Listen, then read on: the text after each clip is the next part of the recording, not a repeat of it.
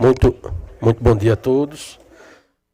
Havendo número legal, declaro aberta a sessão do Pleno do Tribunal de Contas do Estado de Alagoas. Passo a palavra à coordenação de plenário para fazer a leitura da ata da última sessão. Ata da 16ª Sessão Ordinária do Pleno do Tribunal de Contas do Estado de Alagoas. Aos 2 dias do mês de junho do ano de 2026, no plenário da sessão do Tribunal de Contas do Estado de Alagoas, sob a presidência dos excelentíssimos senhores presidentes em exercício, o corregedor conselheiro Rodrigo Siqueira Cavalcante e a conselheira Maria Cleide Costa Bezerra, reuniram-se os senhores conselheiros: conselheiro Anselmo Roberto de Almeida Brito, conselheira Renata Pereira Pires Calheiros, conselheiro Bruno Albuquerque Toledo, conselheira substituta Ana Raquel Ribeiro Sampaio Calheiros, conselheiro substituto Sérgio Ricardo Maciel e conselheiro substituto Alberto Pires Alves de Abreu. O Ministério Público de Contas esteve presente, representado pelos procuradores Enio Andrade Pimenta e Estela de Barros Lima Mero Cavalcante. Havendo quórum regimental e diante da presença do Ministério Público de Contas, o excelentíssimo senhor presidente em exercício declarou em nome de Deus aberta a sessão, solicitando a leitura da ata da sessão anterior, que foi aprovada. Em seguida, foi lida em primeira leitura a proposta de resolução administrativa que trata da política de privacidade e proteção de dados pessoais no âmbito do Tribunal de Contas do Estado de Alagoas. Na hora do expediente, não houve quem quisesse fazer uso da palavra, passou-se a ordem do dia com a inversão da pauta. Relator conselheiro Bruno Albuquerque Toledo, TC 8459/2026 e TC 6576/2026, ambos que tratam de representação, com acórdãos aprovados. E TC 1646/2026, devolução de voto vista, auditoria, acórdão aprovado. Relator conselheiro Anselmo Roberto de Almeida Brito, TC 1545/2026, representação, acórdão aprovado. Relator conselheiro substituto Sérgio Ricardo Maciel, TC 6124/2026 e TC 8387/2026, ambos que tratam de representação, propostas de decisão aprovadas. Nesse momento, a procuradora doutora Estela de Barros Lima substitui o representante do MPC, ao tempo em que a conselheira Maria Cleide assume a presidência em exercício. Relator conselheiro Rodrigo Siqueira Cavalcante. Devolução de voto vista, TC 8472/2023, prestação de contas, acórdão aprovado. Encerrada a ordem do dia, não havendo mais processos a relatar, nem quem quisesse fazer uso da palavra, a excelentíssima senhora presidente em exercício encerrou a sessão, convocando a todos para a próxima no horário regimental. Em discussão, a ata.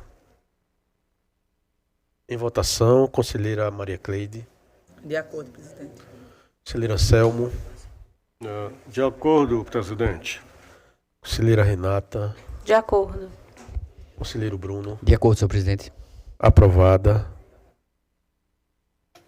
Teríamos a leitura de normativo, por gentileza. Proposta de resolução administrativa de relatoria da presidência institui a política de privacidade e proteção de dados pessoais no âmbito do Tribunal de Contas do Estado de Alagoas e dá outras providências. Segunda leitura. Teríamos mais alguma leitura? Não. Tá. Coloco. Franqueio a palavra para quem dela queira fazer uso.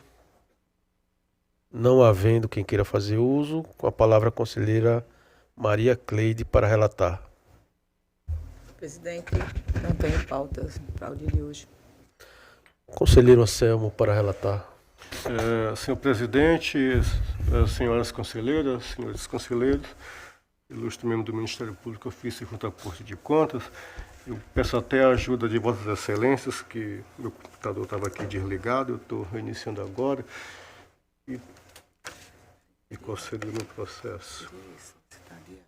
Tá.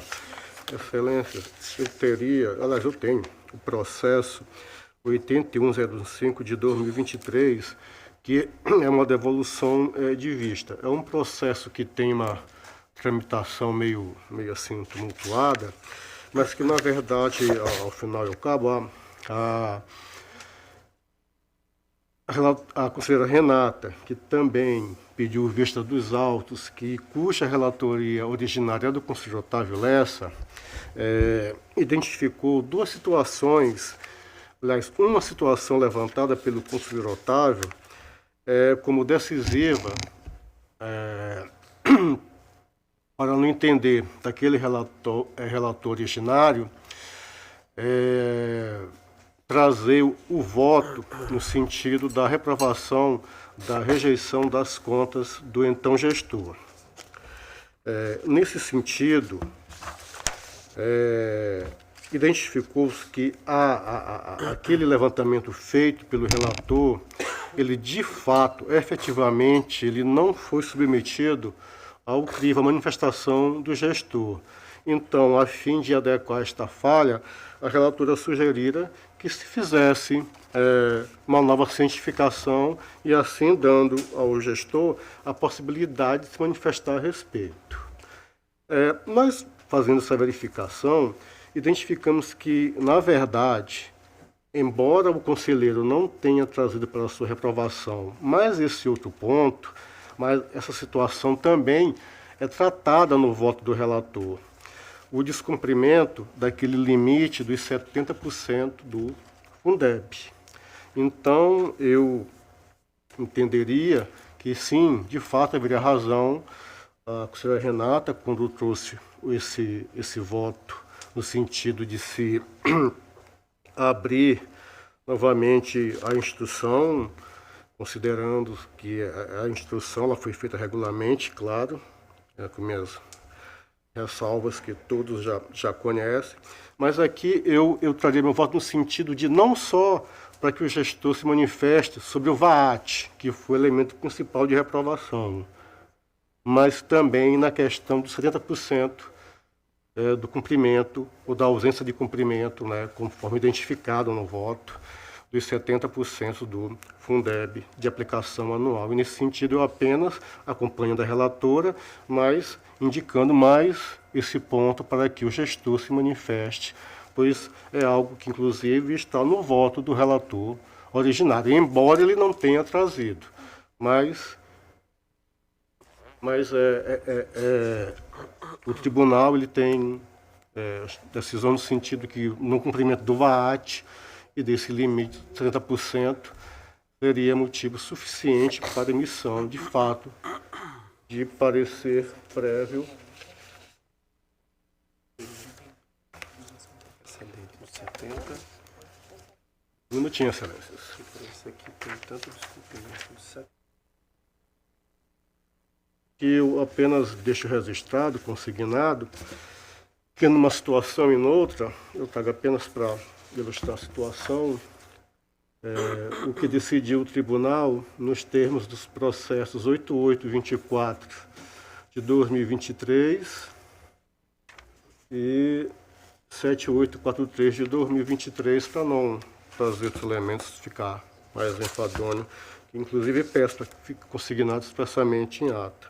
Então, no mais, excelência, nesse sentido, entendendo da mesma forma que a relatora anterior à análise desse processo, na sua indicação para manifestação, possibilitar a manifestação do gestor, eu também a acompanho, mas fazendo esse adendo que não só do VAT, mas também com relação a esse limite do Fundeb.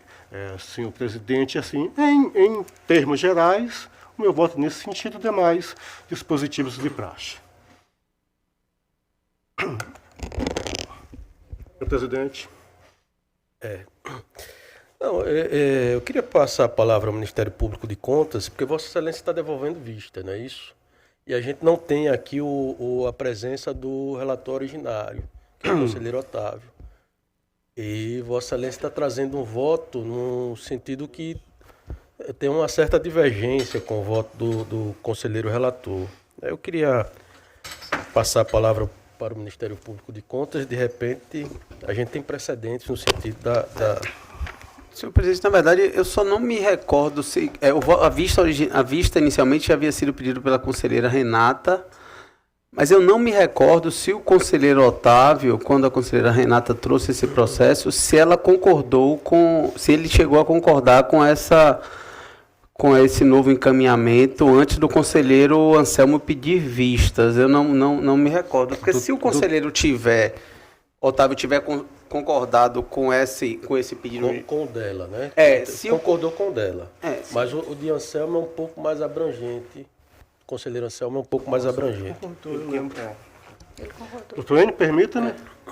Na verdade, o senhor Otávio, ele quando falou a respeito do processo deles, de fato, ele disse que ele não teria problema em abrir o contraditório se tivesse algum problema, esse poderia ser sancionado. Embora, no momento, o conselheiro Renato, de fato, trouxe só esse ponto. Mas eu entendi como é a mesma temática, educação, e, inclusive, isso foi tratado no voto dele, ele apenas não trouxe como motivo de reprovação, mas no próprio voto originário aponta o descumprimento dos 70%.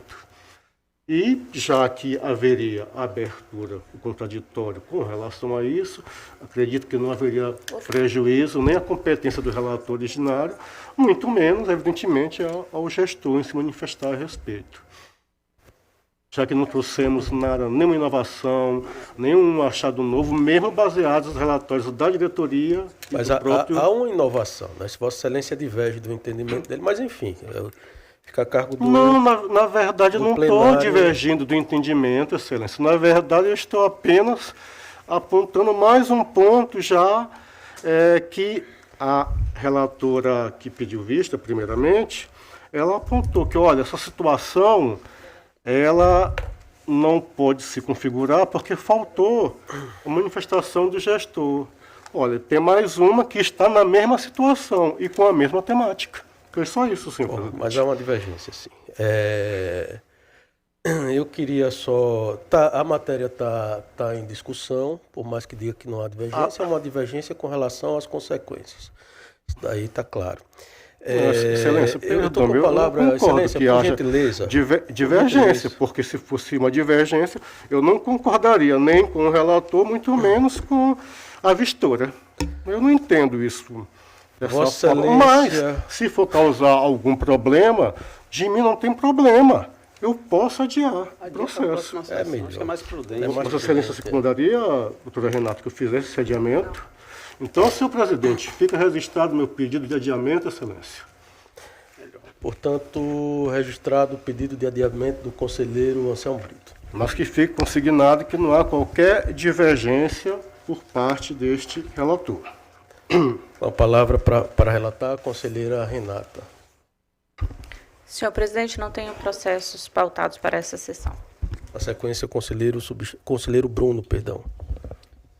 Senhor presidente, eu tenho um processo TC 34-8618 de 2026, a representação administrativa, acompanhamento fiscal, inadimplência, quanto mais do reconhecimento de contribuição patronal do regime próprio de Previdência Social, interessado no Ministério da Previdência Social, Departamento dos Regimes Próprios de Previdência Social. A unidade jurisdicionada é a Prefeitura Municipal de Palmeira dos Índios. Trata-se desse procedimento de controle externo, autuado sobre a classe de representação deflagrada a partir do ofício SEI 5553 de 2026, MPS, expedido pela Coordenação Geral de Fiscalização, Acompanhamento Fiscal, Contencioso e Parcelamento do Departamento dos Regimes Próprios da Previdência Social, da Secretaria de Regime Próprio e Complementar do Ministério da Previdência Social, com referência ao processo 10.133.488/2025-80, por meio do referido expediente, comunicou-se a esta Corte de Contas a existência de suposta inadimplência, quanto mais no recolhimento das contribuições previdenciárias patronais destinadas ao regime próprio de Previdência Social, RPPS, no município de Palmeira dos Índios, Alagoas, para os fins de ação de acompanhamento fiscal, denominada inadimplência quanto mais do reconhecimento de contribuição patronal do RPPS, primeira etapa. Considerou-se inadimplente, quanto mais o ente federativo que apresentou contribuições patronais não recolhidas, total ou parcialmente por 12 meses consecutivos, ou mais no período de janeiro de 2023 a dezembro de 2024, de acordo com o relatório de acompanhamento fiscal 2/2026 do CEAF CGFISC, DRPPS, SRPC, MPS. A A fiscalização federal identificou que a unidade jurisdicionada apresentou contribuições patronais não recolhidas no período fiscalizado, conforme a apuração detalhada das planilhas que instruem os autos, elaboradas a partir dos valores da base de cálculo, alíquotas e recolhimentos informados pelo próprio ente nos demonstrativos de informações previdenciárias e repasses. O valor original não recolhido foi assim resumido: R$ 11.459.408,47 no período de janeiro de 2023 a 10 de 2024. O órgão federal aduz que o ente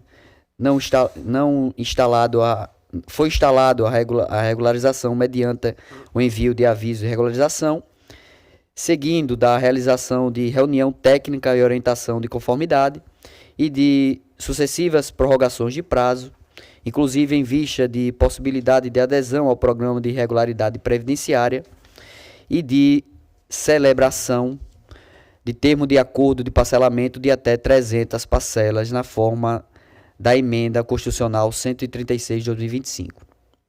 Não obstante, o município teria permanecido inadimplente, circunstância que obsta à emissão de certificado de regularidade previdenciária e atrai repercussões de natureza fiscal e financeira.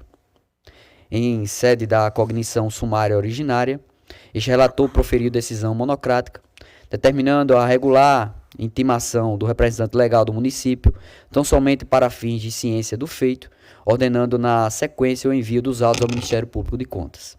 O órgão ministerial, por sua vez, manifestou-se por meio do parecer par 3 PMPC 257/2026 RA, de lavra da Terceira Procuradoria de Contas, opinando pelo juízo positivo de admissibilidade da apresentação, sobre o argumento de que encontram presentes os indícios mínimos de materialidade quanto à possível omissão do recolhimento das contribuições patronais, recomendando a submissão do processo ao plenário e o envio à diretoria técnica para instrução. Retornar os autos conclusos a esta relatoria para deliberação do colegiado pleno é o relatório, senhor presidente. Palavra ao Ministério Público de Contas. Senhor presidente, conforme já trazido em relatório, a manifestação ministerial nos autos, por intermédio do parecer 257 de 2026 da Terceira Procuradoria de Contas, entendendo estarem presentes os requisitos de admissibilidade para o processamento da presente representação e pedindo, após o juízo positivo de admissibilidade, a devida instrução do feito e que, após a finalização da instrução, os autos retornassem ao Ministério Público para a sua manifestação final de mérito. Entretanto, senhor presidente, eu também gostaria de consignar que o plenário dessa corte já vem há bastante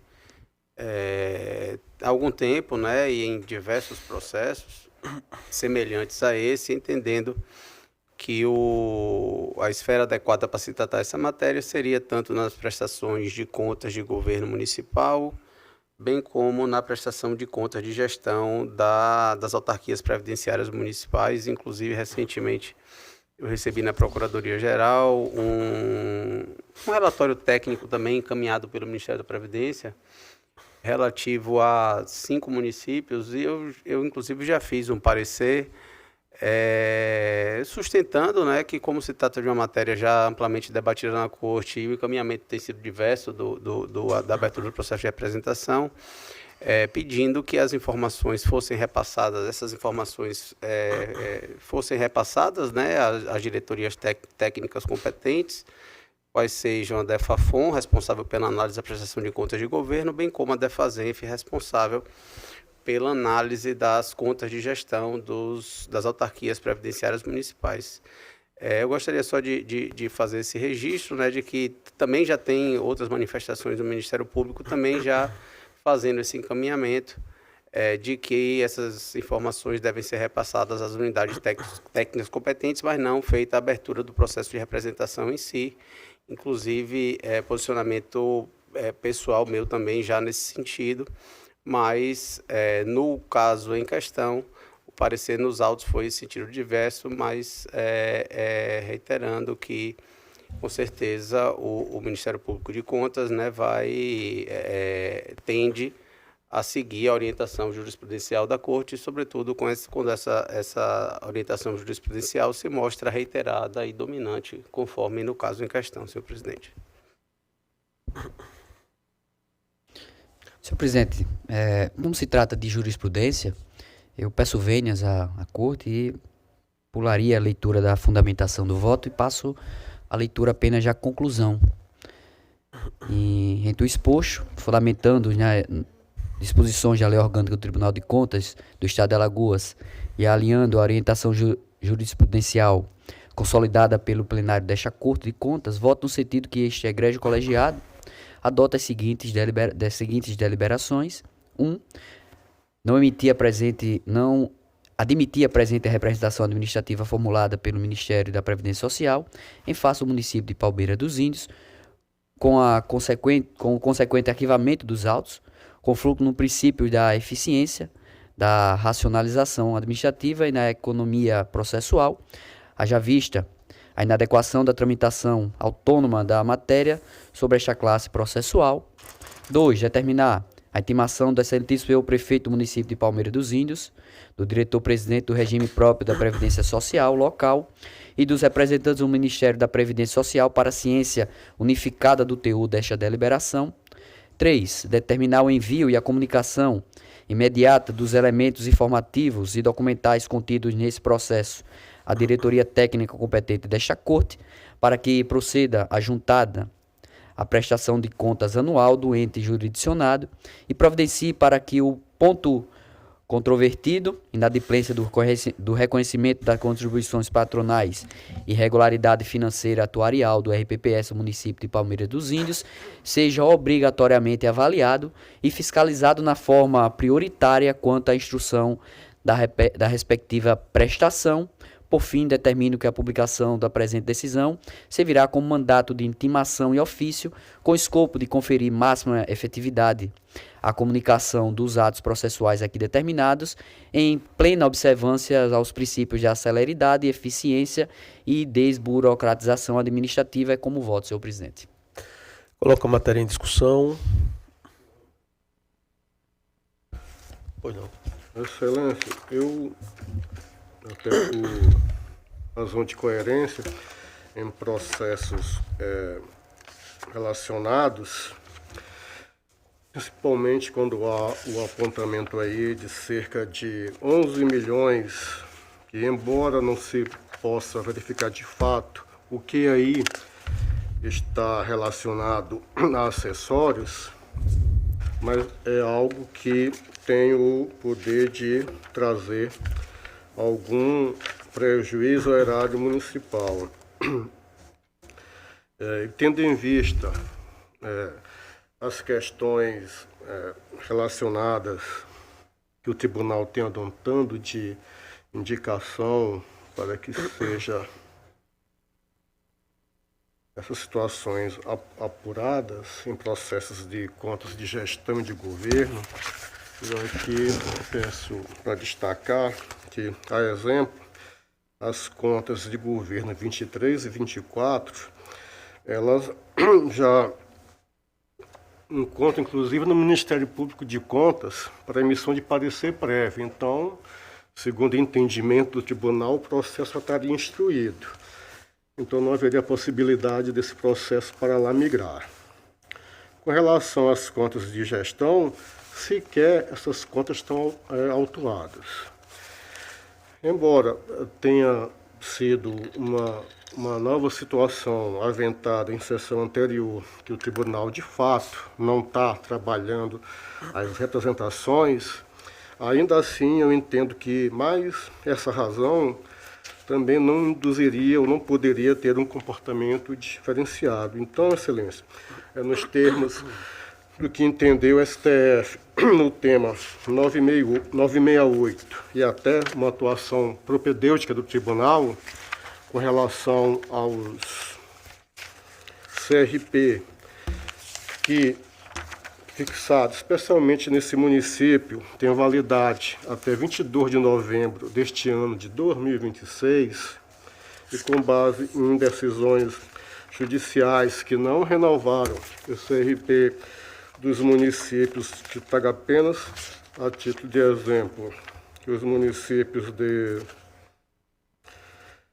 Pão de Açúcar, decisão em outubro de 2025, e Santana do Mundaú, em 26 de junho de 2025, eu entendo, meu voto no sentido, com devidas vênias ao conselheiro relator, no sentido que o tribunal, de fato, entenda por cumprir a sua missão constitucional e no sentido de tratar essa situação como aparentemente grave, que é o sentido do seu conhecimento e demais desdobramentos de praxe. Esse é o meu entendimento, Excelência. Com todas as vênias ao entendimento do relator originário e até do entendimento deste tribunal, senhor presidente. Encerrada a discussão, em votação, conselheira Maria Cleide, como é que vota? Senhor presidente, eu entendi que não houve nenhuma...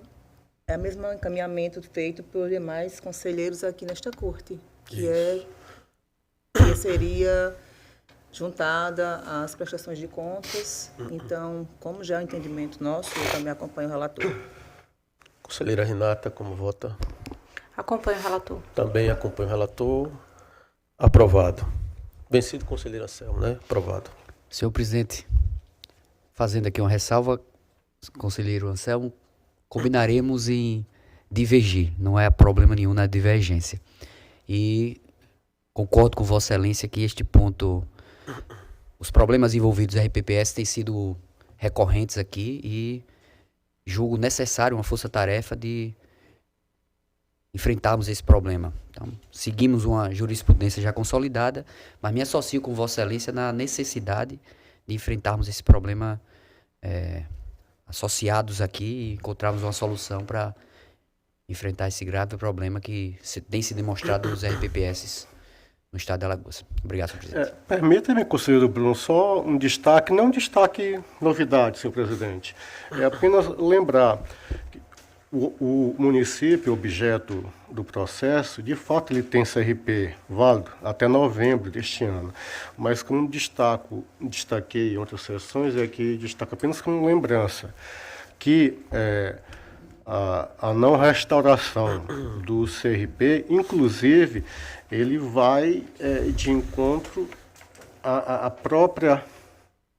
o próprio saneamento do sistema, porque, veja só, impede, inclusive, que o ente receba aquela compensação previdenciária. Imagine, se é só para, não é dourando a pílula, mas imagine o município com tudo certo, tudo aprovado, só para que aquelas compensações vertam ao seu caixa. Mas não pode fazê-lo porque não tem um CRP válido. É algo que, de fato, até acredito, se o tribunal tivesse uma verificação específica quanto a esse tema de forma geral, meio que tornaria essas nossas votações e alguns dissensos, poucos, é claro, mas é claro que até isso acabaria no sentido que o tribunal teria um norte, um caminho a fazer verificação específica dos regimes próprios de previdência dos municípios daqui de Alagoas. Claro, o município entenda, Estado também, se fosse o caso. Obrigado, senhor conselheiro, senhor presidente. Pois não, conselheira. Conselheiro Bruno e do conselheiro Rodrigo, diante da nossa preocupação com essa temática que é de fundamental importância, né, os RPPS, eu entendo que nós já temos um procedimento, mas isso não impede que possamos avançar e melhorar esse entendimento e realmente passarmos a observar de forma objetiva, né, a se dar um resultado a todos que realmente necessitam. Então, eu me associo à palavra dos conselheiros, às palavras dos conselheiros, e gostaria que realmente a gente conseguisse avançar com relação a isso. Eu faço parte do comitê, a nível nacional, da Tricom, que trata sobre RPPS, e assim, eu percebo a evolução que já existe em outros tribunais. Então, nós estamos ainda muito aquém de um resultado positivo com relação a este tema. Então, é isso que eu quero colocar e me associar às palavras dos demais conselheiros. Obrigada, presidente. Obrigado, conselheira. Também concordo com tudo que foi colocado, né? A gente tem aí uma bomba pela frente que o Tribunal de Contas precisa atuar. Agora, precisa atuar efetivamente dentro de uma racionalidade, né? A gente tem as nossas limitações técnicas operacionais. Nós temos atuado por meio de amostragem, né, em algumas contas de gestão, e eu acho que essas informações que vêm do Ministério da Previdência são importantíssimas para a definição das prioridades por parte do Tribunal de Contas acerca de quem ela deve fiscalizar em um primeiro momento, né? A gente tem situações graves que chegam para a gente, mas temos situações muito piores. E no momento em que a gente tenta fiscalizar tudo, a gente acaba não conseguindo fiscalizar absolutamente nada.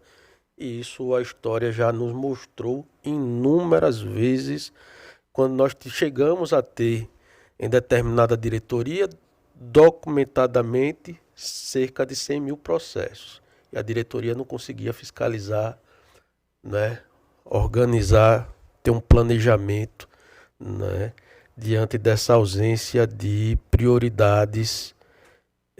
Mas, enfim, essa é uma discussão bem interessante, uma discussão que a gente tem mudado como tribunal e que tem trazido algum resultado, ainda que pequeno, como foi colocado pela conselheira Maria Cleide, né? Mas eu acho que esse é o caminho mais correto, efetivamente, para que a gente possa ter um mínimo de fiscalização e ir ampliando com o tempo. Eu queria passar a palavra. O conselheiro Bruno terminou a relatoria. Eu queria passar a palavra para a conselheira substituta Ana Raquel. Sem pauta, presidente. Para o conselheiro substituto Sérgio Maciel. Também não tenho processo a relatar, senhor presidente. Por fim, é o conselheiro substituto Alberto Pires. Senhor presidente, tenho 2 processos a relatar nesta sessão, pautados. E começarei a relatar inicialmente a representação do processo de 9.115 de 2020. Representante é a equipe Sul Comércio de Produtos e Equipamentos Eireli, EPP, frente à Prefeitura Municipal de Belém, onde a responsável é a prefeita, a senhora Ana Paula Antero Santa Rosa Barbosa. Trata-se de processo eletrônico sob denúncia, na realidade, hoje em dia já chamado de representação, pela equipe Sul Comércio de Produtos e Equipamentos em face do município de Belém, concernente à publicação de edital de licitação na modalidade de pregão eletrônico de número 003/2020, oriundo do procedimento administrativo 60/2020, que conteria supostas inconsistências capazes de macular a isonomia do certame, com a apresentação de requisitos vagos para a aquisição de kits de robótica educacional. A denúncia teve como cerne a suspensão do certame, que estaria para acontecer em 25 de setembro de 2020, e a consequente alteração dos termos supostamente defeituosos no termo do edital. O gabinete desta presidência concedeu juízo de suposição de admissibilidade. Após, os autos foram encaminhados ao Ministério Público de Contas, que se manifestou através do parecer de número 12/2021 RA, requerendo as seguintes diligências. Todavia, tendo em vista a presente denúncia, ingressar no Ministério Público de Contas somente no dia 24 de março de 2021, faz-se oportuno provocar interessado para que se manifeste interesse no prosseguimento do feito, bem como adeque o seu pedido, devido à grande probabilidade do certame ter ocorrido e finalizado, com provável adjudicação do objeto ao licitante vencedor. 4. Excediço que o pedido cautelar não mais prospera, ao passo que se revela necessário questionar o interessado a fim de que se revele a sustentação de alguma pretensão. 5. Ante o exposto, opino o parquet de contas pela intimação do interessado para manifestação acerca do procedimento do feito, com atualização do procedimento de retificação do seu pedido. Este relator exarou a decisão simples de número 9/2022, determinando as seguintes medidas. Sendo assim, decide notificar a denunciante, equipe sua, comércio e tal, para que no prazo de 15 dias, contados a partir do recebimento do aviso do AR, para manifestar o ciclo do procedimento do feito e atualização do procedimento. Determinar o retorno dos autos ao gabinete com substituto após o cumprimento da diligência e procedimento para fim de direito. Em 19 de outubro de 2022, a seção do protocolo certificou, através do despacho 1529-2022, que, em atenção ao despacho de número 1022-2022, informo que não foi localizada a resposta ao ofício de número 115-2022, referente à decisão simples de número 9-2022, do senhor Felipe Borella Costa Curta, ou da empresa Equipe Sul Comércio. Feito isso, retorna-se os autos ao gabinete com substituto Alberto Abreu. O feito foi encaminhado ao Ministério Público de Contas, que exarou o parecer de número 3719-2022 da RA. Diante do exposto do Ministério Público de Contas, opina nessa ordem. Juízo positivo de admissibilidade para recebimento do processamento. Citação do gestor do município de Belém para apresentar defesa justificativa. Ultima das diligências necessárias, sugere que o feito evolua para a diretoria técnica competente para manifestação conclusiva e, em seguida, ao Ministério Público de Contas para a manifestação do parecer. Após, este conselheiro substituto, relator nova decisão simples, de número 5/2023, a qual determinou citação do ente municipal para citação da senhora Ana Paula Antero Santa Rosa, prefeito de Belém, para apresentar cópia integral do pregão 3 de 2020 e o procedimento administrativo de número 60 de 2020. Informações sobre a conjuntura do feito, bem como sua defesa e manifestação no prazo de 15 dias. Envio de cópia dessa decisão e da ZDAL apresentada pelo representante para dar cumprimento ao artigo 114 da nossa lei orgânica. Alertar a senhora Ana Paula Santa Rosa Barbosa, atual prefeita, que eventual descumprimento de decisão poderá acarretar a penalidade prevista na lei orgânica desta Corte e da publicidade.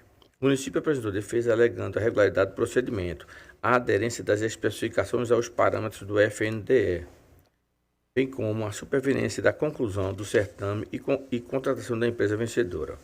O feito foi encaminhado à TFAFON, que elaborou o relatório técnico preliminar, concluindo pela improcedência do feito, opinando assim pela improcedência.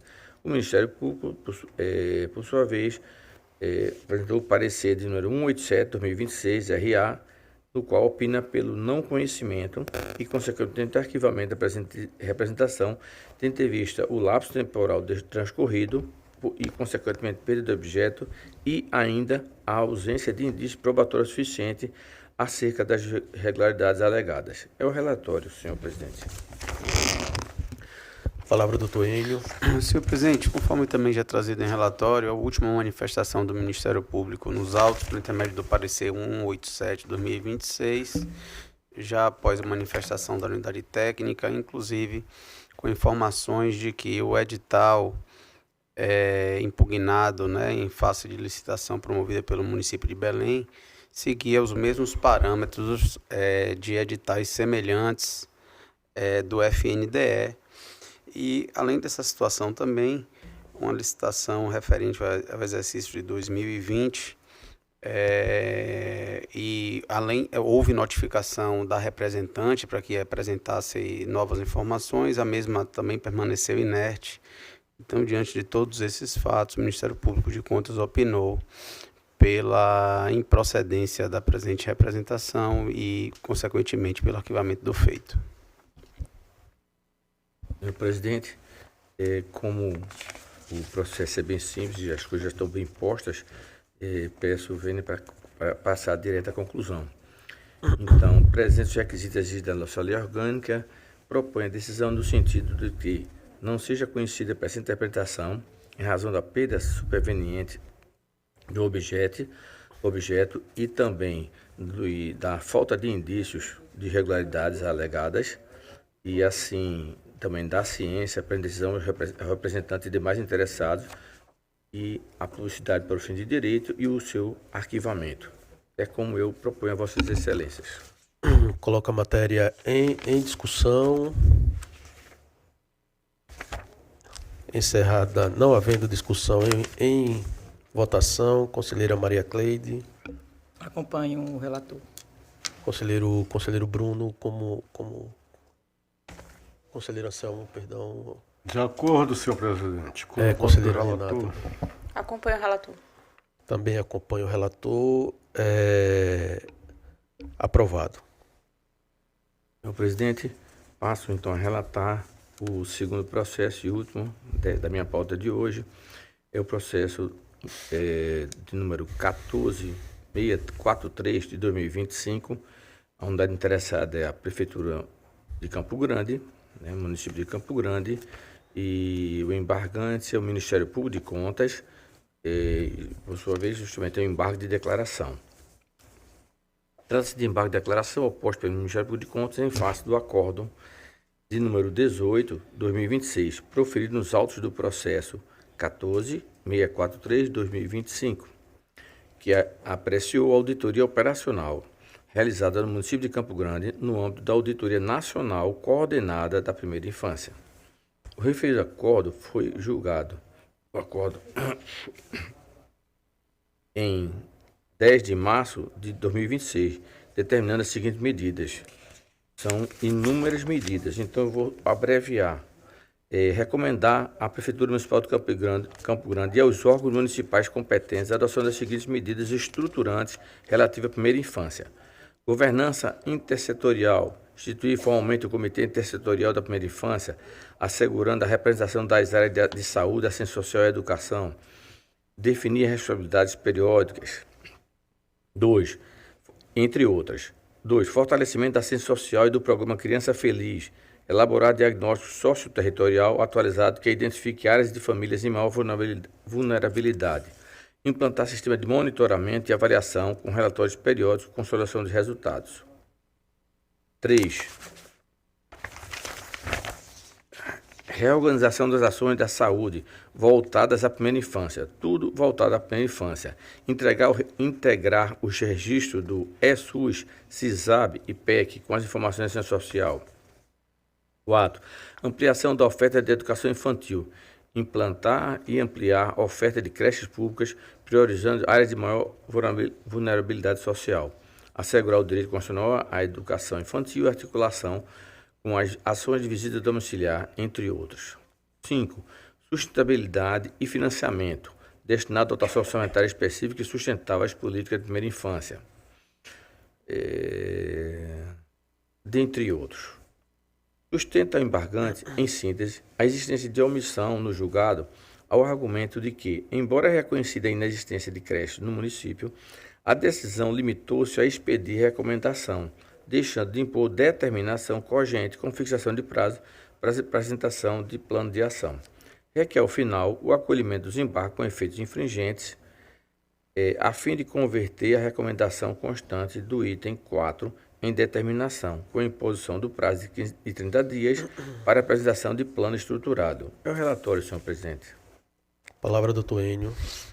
Senhor presidente, também o relatório já é bastante esclarecedor e os embargos, né, interpostos pelo Ministério Público pede especificamente para que o tribunal modifique o acórdão para que, ao invés da expedição de simples recomendação, que seja feita uma determinação à municipalidade, em especial pela irregularidade, né, considerada uma fragilidade estrutural severa, qual seja a ausência, né, a inexistência absoluta de creches em funcionamento no município. Isso ficou consignado no relatório de auditoria 04/2025, que compõe, né, a íntegra dos autos, e ao proferir o acórdão, a Corte, no seu dispositivo, colocou como recomendação a implantação e ampliação da oferta de creches. Ocorre que o que foi constatado na presente auditoria é justamente a ausência absoluta. Não há sequer uma creche funcionando no município, e os direitos, né, o dever de garantir a educação infantil em creche e pré-escola, ele já é um direito amplamente reconhecido, tanto na Constituição Federal, bem como na legislação federal, inclusive com metas estabelecidas no Plano Nacional de Educação, instituído pela Lei 13.005 de 2014. Então, tendo em vista essa situação de ausência absoluta, né, da prestação desse serviço essencial àquela comunidade daquele município, o Ministério Público de Contas apresentou os embargos para que, especificamente, foi justamente somente quanto a esse item, né, item 1, subitem 4, alineado ao acórdão 18/2026, para que seja substituída a mera recomendação, né, que, na verdade, aí levaria a um juízo do gestor, né, de se iria atender ou não a recomendação, e a conversão desse ponto em determinação, para que seja apresentado um plano de ação para que esse serviço público essencial, né, de oferta de creche e pré-escola para as crianças da primeira infância, eles possam, né, ser prestados efetivamente pela municipalidade. Em razão disso, o Ministério Público pede essa conversão da recomendação em determinação e pedindo que seja assinalado o prazo de 30 dias para que o prefeito de Campo Grande protocole junto a esse tribunal um plano de ação estruturado, contendo o planejamento orçamentário, as metas de atendimento e o cronograma para a iniciação, né, o início desses serviços, com a instalação de creche pública municipal naquele município. Essa manifestação, senhor presidente. Senhor presidente, então, dando continuidade, o embargante é legítimo pela sua pretensão, já quanto à omissão, já de antemão, eu me manifesto que eu acho que não houve omissão. Talvez a inconformidade com a técnica adotada, né, mas não houve omissão quanto à questão. Bom, verifica-se que o acordo embargado enfrentou expressamente a questão relativa à inexistência de creche no município de Campo Grande, qualificando-a, inclusive, como um dos achados mais relevantes da auditoria operacional realizada, com análise de seus impactos sobre o desenvolvimento infantil, a organização familiar e a efetividade das políticas públicas voltadas à primeira infância. Ademais, dados recentes do Censo Escolar do INEP evidenciam que o município de Campo Grande já conta, após esta auditoria operacional, ele se moveu com 8 creches em funcionamento da rede pública municipal, circunstância que demonstra o avanço concreto na implementação das políticas de educação infantil, especialmente no contexto anteriormente marcado por limitações estruturais.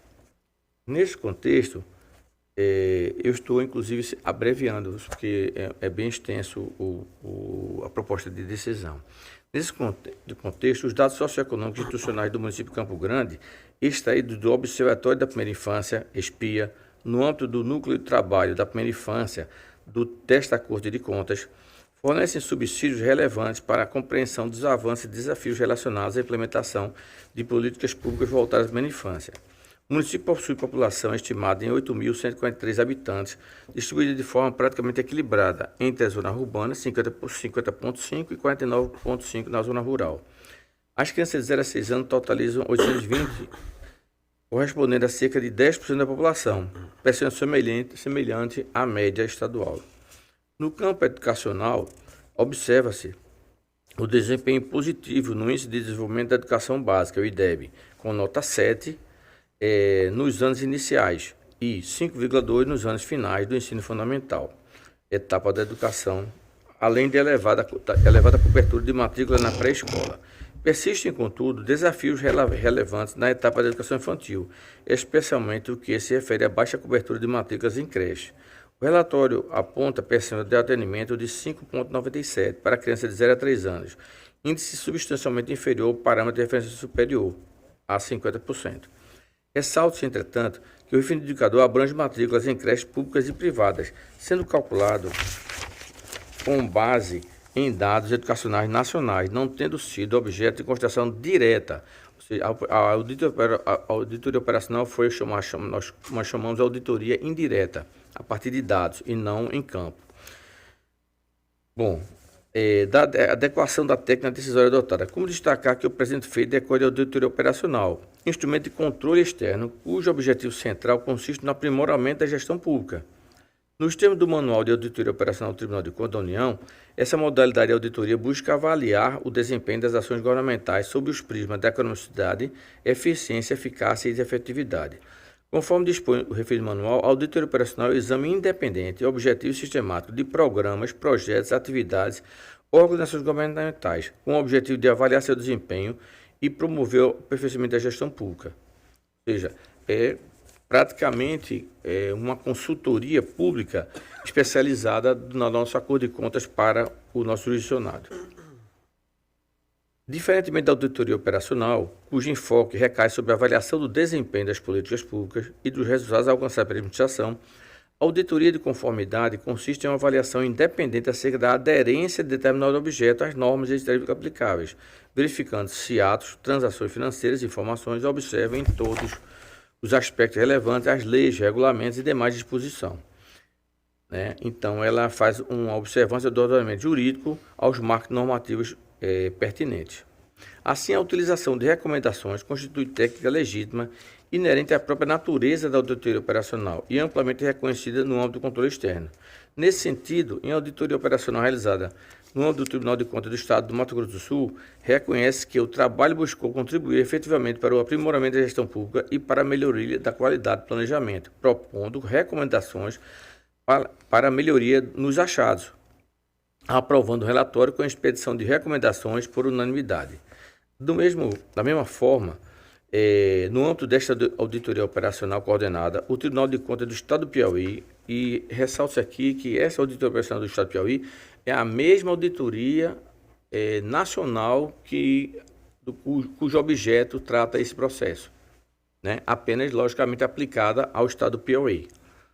Corrobora com essa diretriz ao evidenciar que, diante de fragilidades estruturais e institucionais, a atuação orientativa se mostra mais adequada do que a imposição imediata das sanções. Nesse sentido, apreciar a auditoria operacional, voltada à implementação de políticas públicas da primeira infância, a Corte de Contas, no caso, o Tribunal de Contas do Piauí, reconheceu a existência de deficiências relevantes no planejamento, na execução, no monitoramento e na articulação intersetorial das ações, concluindo pela procedência das irregularidades, mas optando pela expedição de recomendações em consonância com o parecer, inclusive, do Ministério Público de Contas do TCE do Piauí.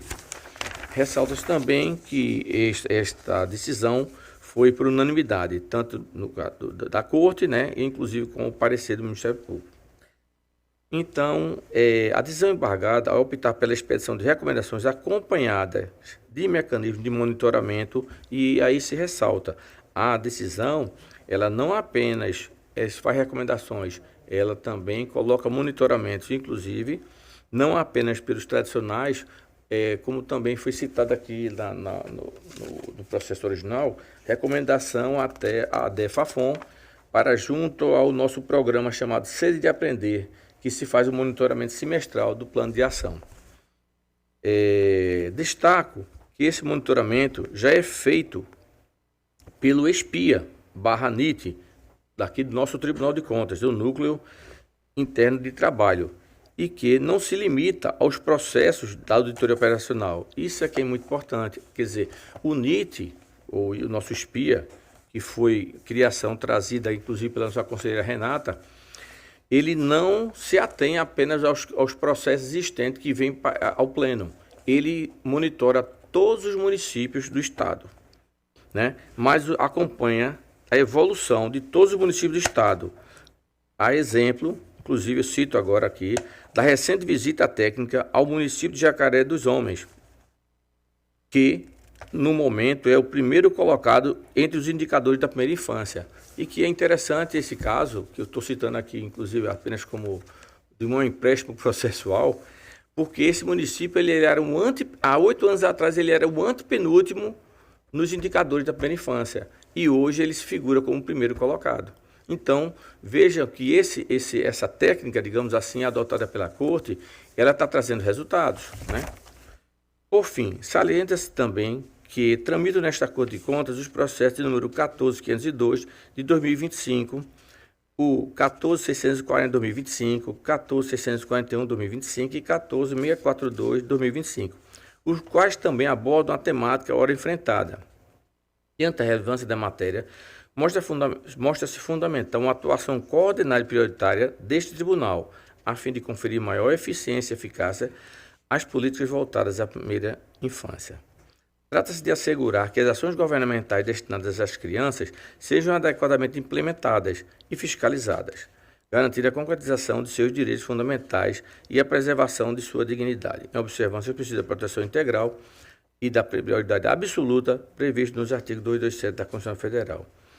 Bom, então concluo a Vossas Excelências propondo que Vossas Excelências decidam no sentido de conhecer os embargos de declaração, porque legítimos, porque impetrado por autoridade legítima, mas negar-lhe no mérito do provimento, porque não houve omissão, mas sim uma técnica diferenciada de decisão, mas que é própria da auditoria operacional, da ciência dos interessados e a publicidade por fim de direito, senhores conselheiros e conselheiras. Agradeço, conselheiro substituto Alberto Pires. Aqui, senhores e senhoras, nós temos uma situação bem interessante no meu ponto de vista, né? Nós temos a questão envolvendo a possibilidade de se determinar e não apenas recomendar em sede de auditorias operacionais. Esse eu acho que é um primeiro ponto bem interessante. E o segundo ponto é o fato de que nós temos ou não temos omissão a justificar o conhecimento e eventual provimento de um recurso de embargo de declaração, né? Eu só queria, a matéria está em discussão, mas eu queria fazer algumas considerações a partir de um entendimento meu, propriamente dito, né? Com relação à possibilidade de utilizarmos a técnica de determinação, a técnica decisória de determinação. E aí o primeiro Tribunal de Contas que eu pesquisei, haja vista nós termos uma omissão normativa regulamentando essas auditorias operacionais, o primeiro Tribunal de Contas que eu pesquisei foi o Tribunal de Contas do Estado do Rio Grande do Sul. Lá eles baixaram a resolução de número 1158/2022, eles têm os manuais regulamentando também, mas tem essa resolução. E nessa resolução, no artigo 21, eles tratam da possibilidade das duas técnicas. Tanto a recomendação, no inciso 1º, quanto a determinação, no inciso 2º. E no parágrafo único menciona o seguinte: a determinação para apresentação de plano de ação poderá ser dispensada nas hipóteses em que, considerando a natureza e a extensão das deficiências detectadas, a emissão de recomendações se revele provimento suficiente para que as finalidades do processo sejam atingidas. Está no parágrafo único do artigo 21, qualquer um pode consultar, da resolução número 1158/2022. Particularmente, eu sou um amplo defensor do consensualismo como forma de solução de conflitos perante o tribunal. O direito administrativo contemporâneo ele é consensualista, né? Diferentemente do direito administrativo clássico, em que nós tínhamos aquele poder de império, o ato tinha que ser cumprido, custe o que custar. E essa perspectiva ela vem mudando ao longo do tempo. E por isso eu sou um amplo favorável e vejo resultados efetivos no consensualismo para a solução de problemas, principalmente problemas estruturantes. Mas aqui nós temos, senhores, uma necessidade de indução originária de uma política pública. Eu indago a Vossas Excelências se a recomendação ela seria mais do que suficiente para solucionar ou se nós precisaríamos determinar para que fosse apresentado um plano de ação estruturante para aquela unidade federativa. Esse é o primeiro ponto que me traz a dúvida. O segundo ponto é que, ainda que a gente entenda que a recomendação não é o suficiente, que a gente deva partir para uma determinação propriamente dita, é o fato de que o Ministério Público ele manifestou sua irresignação através de um instrumento recursal, que são os embargos de declaração, e para mim ficou muito claro que nós não temos omissão, contradição e obscuridade. Nós teríamos uma irresignação, uma insatisfação por parte do Ministério Público, e o recurso adequado para essa irresignação seria o recurso de reconsideração, né? E essa segunda dúvida ela consiste nisso. A gente entendendo que há uma irresignação legítima, a gente poderia, em sede de embargo de declaração, mesmo não conhecendo de omissão, obscuridade, dar provimento a esse recurso. Então, a matéria ela continua em discussão para Vossas Excelências.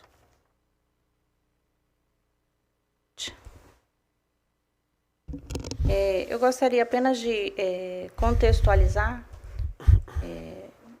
sobre essa auditoria. Foi realizado um trabalho pela Rede Integrar, que compõe o IRB, os Tribunais de Contas, a Tricom, uma auditoria no Brasil inteiro para avaliar políticas públicas voltadas à primeira infância. E o desmembramento dessa auditoria, aqui no Tribunal de Contas, foram selecionados pela DEFAFON 5 municípios para serem avaliados. E o primeiro a ser pautado foi o presente processo em Campo Grande, desculpe. Então, ainda teremos mais 4 processos tratando desse mesmo processo de auditoria realizado em 2025.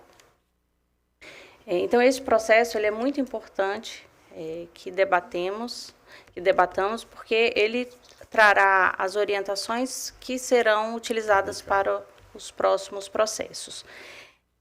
Com relação também a esse processo, é muito importante frisar que existe o Plano Nacional da Educação, que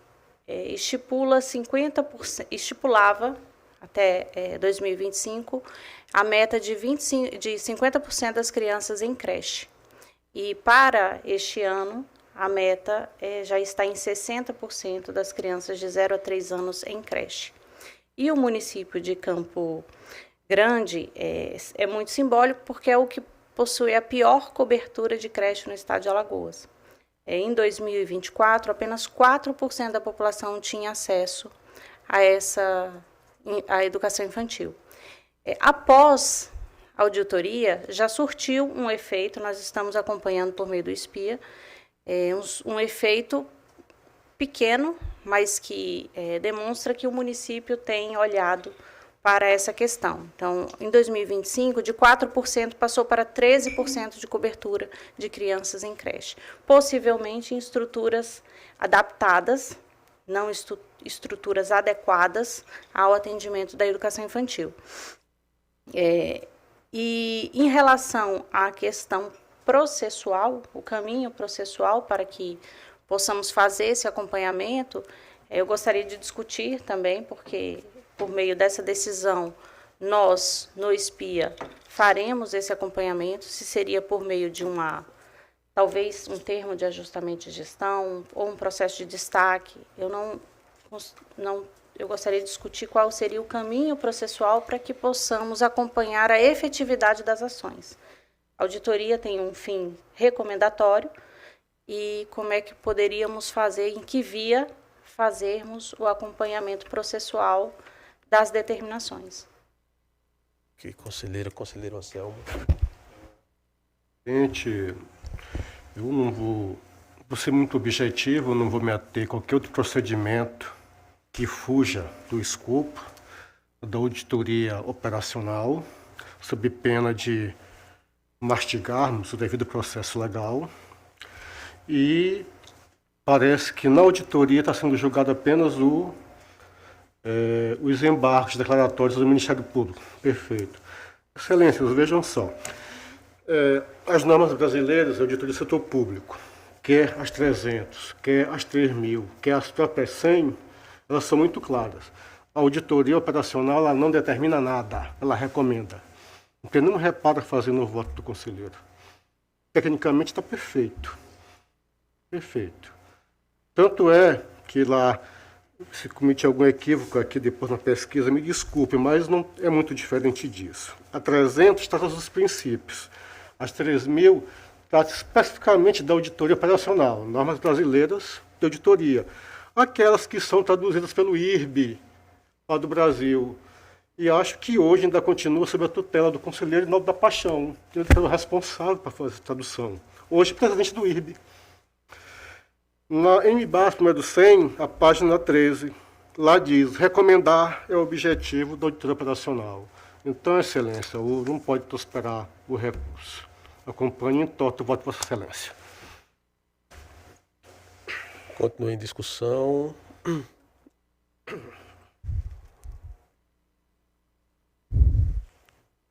Encerrada a discussão, eu vou pedir vênia para divergir do conselheiro substituto Alberto Pires. Eu entendo que é possível, sim, determinar.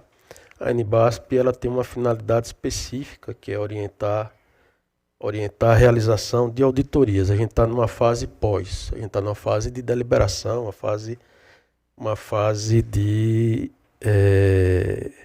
que é regulamentado por cada Tribunal de Contas.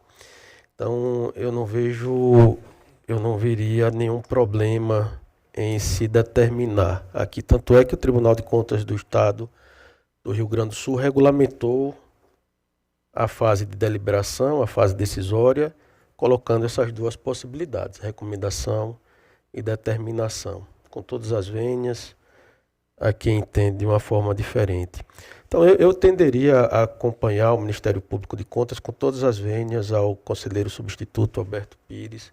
Como se trata de uma política pública não implantada, e aí eu já estou antecipando meu voto, uma política pública não implantada, a gente estaria atuando como Tribunal de Contas com a finalidade de incluir, como indutor de políticas públicas, incluir na agenda governamental, estabelecendo um prazo de 30 dias para que o poder público possa apresentar um plano de estruturação. Conselheira Maria Cleide, como é que vota? Senhor presidente, as colocações da conselheira Renata com relação ao acompanhamento, eu acho que é de grande importância nesse tema. Então, eu acompanho o relator e acompanho também essa observação feita pela conselheira Renata com relação ao acompanhamento. Como ela bem frisou aqui, já houve o avanço. Então, se houve um avanço, então agora a nossa parte aqui é acompanhar, né, e ver se realmente está sendo feito esse melhoramento. Então, acompanho, então, tenho a proposta de voto. Conselheira Selma já antecipou seu voto, acompanhando o voto do relator. Conselheira Renata, como vota?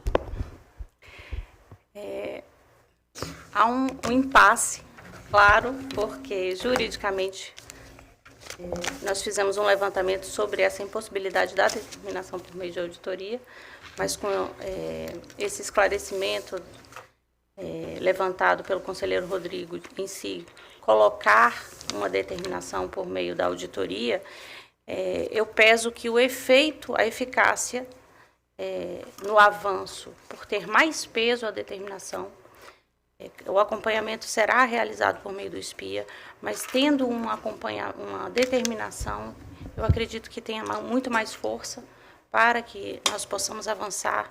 Nesse sentido, eu acompanho o voto divergente. Deixa eu só encerrar aqui a votação, fica faltando só o conselheiro Bruno. É porque a gente está na fase de votação, né, doutor Ine? Me perdoe, doutor Ine, mas... Senhor presidente, eu penso que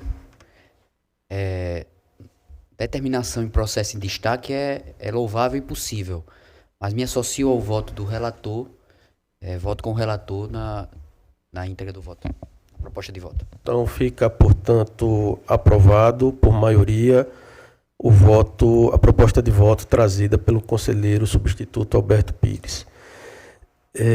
Conselheiro Alberto, continua com a palavra. Sem mais pauta, senhor presidente, encerro. Então, senhores, encerrada a ordem do dia, fica franqueada a palavra para quem dela queira fazer uso. Pois não, conselheiro? Doutor Ine estava querendo...